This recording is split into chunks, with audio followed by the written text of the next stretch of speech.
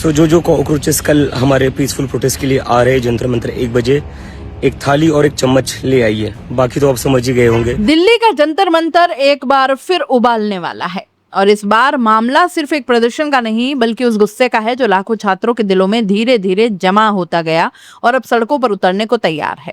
लेकिन सबसे बड़ा सवाल यह है कि आखिर अभिजीत दीपके ने प्रदर्शन में आने वालों से थाली और चम्मच लाने की अपील क्यों की है?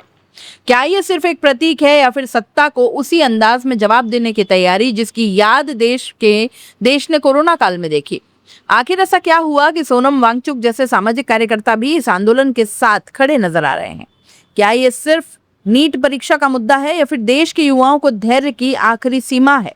चलिए पूरी कहानी समझने की कोशिश करते हैं। दिल्ली का जंतर मंतर एक बार फिर युवाओं की हुकार का केंद्र बनने जा रहा है। सोशल मीडिया से जन्मी और देखते ही देखते देश भर में चर्चा का विषय बन चुकी कॉकरोच जनता पार्टी यानी सीजेपी ने 20 जून को अपने दूसरे बड़े प्रदर्शन का ऐलान कर दिया है।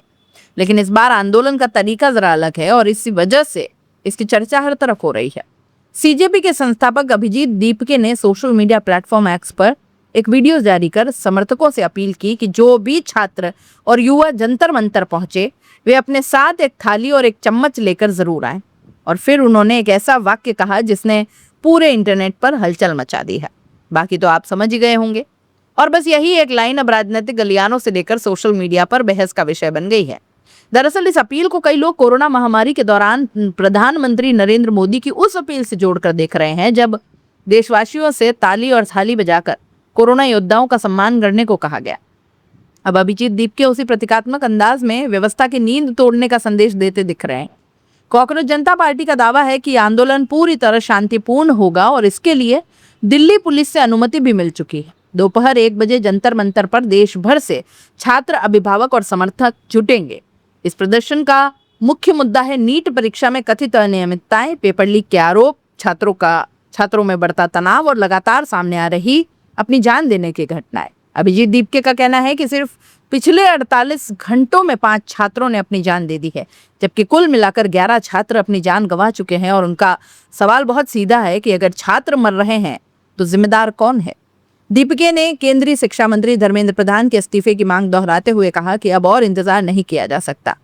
उन्होंने देश भर के युवाओं से अपील करते हुए कहा है कि यह लड़ाई किसी एक छात्र की नहीं बल्कि पूरे देश के भविष्य की लड़ाई है।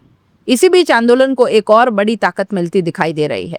प्रसिद्ध सामाजिक कार्यकर्ता और पर्यावरणविद सोनम वांगचुक ने भी इस प्रदर्शन में शामिल होने का ऐलान किया है। उन्होंने सोशल मीडिया पर वीडियो साझा करते हुए कहा कि छात्रों की आवाज को दबाया नहीं जा सकता और हर जिम्मेदार नागरिक का कर्तव्य है कि वो उनके साथ खड़ा। सोनम वांगचुक के समर्थन के बाद ये आंदोलन सिर्फ एक छात्र संगठन का विरोध नहीं बल्कि एक बड़े सामाजिक मुद्दे का रूप लेता दिखाई दे रहा है। गौरतलब है कि इससे पहले 6 जून को भी सीजेपी ने जंतर मंतर पर प्रदर्शन किया था और इसके बाद जयपुर, पुणे, लखनऊ, अमृतसर, बेंगलुरु, हैदराबाद और कई अन्य शहरों में विरोध प्रदर्शन हुए। अब दिल्ली में दूसरा बड़ा प्रदर्शन होने जा रहा है। अभिजीत दीपके ने प्रधानमंत्री नरेंद्र मोदी को एक खुला पत्र भी लिखा है और इस पत्र में उन्होंने शिक्षा व्यवस्था में तत्काल हस्तक्षेप की मांग की है। उन्होंने कहा है कि जिन छात्रों ने कथित परीक्षा विवादों और भविष्य की अनिश्चितता के कारण अपनी जान गंवाई है उनके परिवारों को 1-1 करोड़ रुपए का मुआवजा दिया जाना चाहिए। दीपके का तर्क है कि इन परिवारों ने अपने बच्चों की पढ़ाई के लिए कर्ज लिया, सपने देखे, उम्मीदें बांधी, लेकिन आज वही परिवार टूट गए हैं। ऐसे में सरकार का भी कर्तव्य है कि वो उनके साथ खड़े दिखाई दे। महाराष्ट्र के हिंगोली जिले से बोलते हुए अभिजीत दीपके ने राजनीतिक व्यवस्था पर तीखा हमला बोला।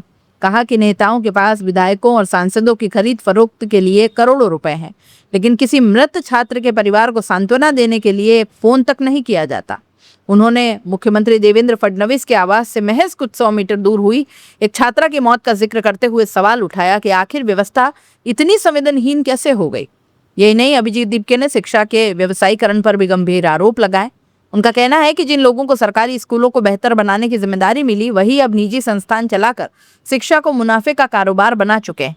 सीजेपी का दावा है कि 20 जून को यह प्रदर्शन केवल विरोध नहीं बल्कि शिक्षा व्यवस्था में व्यापक सुधार, पारदर्शिता, छात्रों के मानसिक स्वास्थ्य की सुरक्षा की मांग का प्रतीक होगा। सबसे बड़ा सवाल यह है कि क्या जंतर मंतर से उठने वाली आवाज सत्ता के गलियारों तक पहुंचेगी? क्या छात्रों के गुस्से और दर्द को सुना जाएगा? क्या शिक्षा व्यवस्था में सुधार की दिशा में कोई बड़ा फैसला होगा? या फिर ये आंदोलन भी बाकी आंदोलनों की तरह सिर्फ नारों और भाषणों तक ही रह जाएगा। फिलहाल इतना तय है कि दिल्ली का जंतर मंतर एक बार फिर गवाह बनने जा रहा है उस बेचैनी का जो देश के लाखों युवाओं के दिलों में पल रही है। और शायद थाली और चम्मच की आवाज सिर्फ बर्तनों की आवाज नहीं, बल्कि उन उसूलों की गूंज होगी जिनका जवाब देश का युवा काफी लंबे समय से मांग रहा है।